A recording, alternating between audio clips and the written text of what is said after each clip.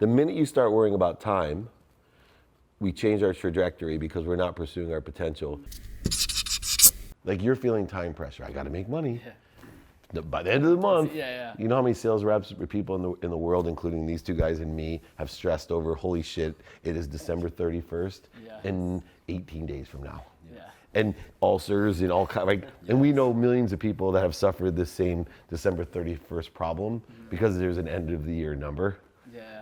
But some people do it end of every week, every month, and every year of their life. People always had that same problem.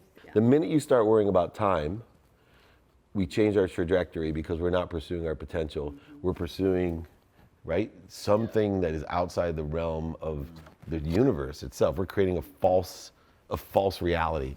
So if we pull away here, what is this stuff called? That's resistance. This has no resistance, right? It's a direct, easy line. So what happens is, during the day, we're focused, maybe we're smart enough to meditate in the morning or at least be able to find our center. Our center is potential, our peace, right? And we find that, and then we can go directly to it. Well, worse than time, right, which is a man-made construct, 24 hours is a man-made. Multidimensional time that exists in your mind is not man-made. That exists. Man-made is everyone thinks there's 24 hours, and we all regulate our lives by it and put pressure on ourselves by the days and the times and the weeks. But up there, it's not. And if you live in that reality, well, what happens in that reality is not only does time, but ego, need to be right, need to be offended, angry. Where does anger come from? Judgment, fear, anxiety, all these things. Well, look at my trajectory. And look at, this is called resistance. So what does that mean? That I've actually created void shortages. This is a shortage, a void, an obstacle from what you want. Because this is what you want. So how do we fix that? I'm gonna give you tools and empower you so that whenever you feel this starting, instead of allowing it to go this, and even I've had times in my life where I'm like this and wondering why I'm getting exactly what I don't want. Why?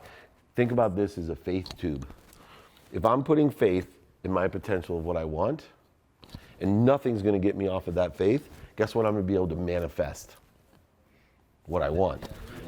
Guess what I manifest out here, or even worse? Why? Because I'm focused in on what? Anger, fear, shortages, voids, obstacles. The more times, I do it in relationships.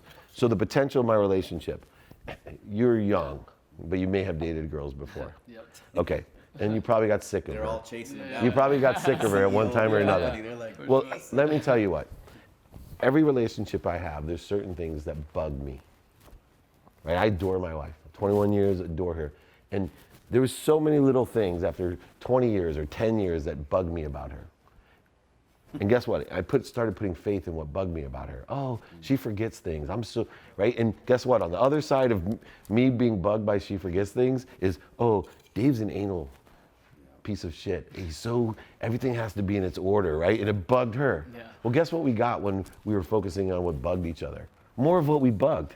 Instead of, I could list out, and I do in paper, I list out 10 things that I adore about my wife that is remarkable.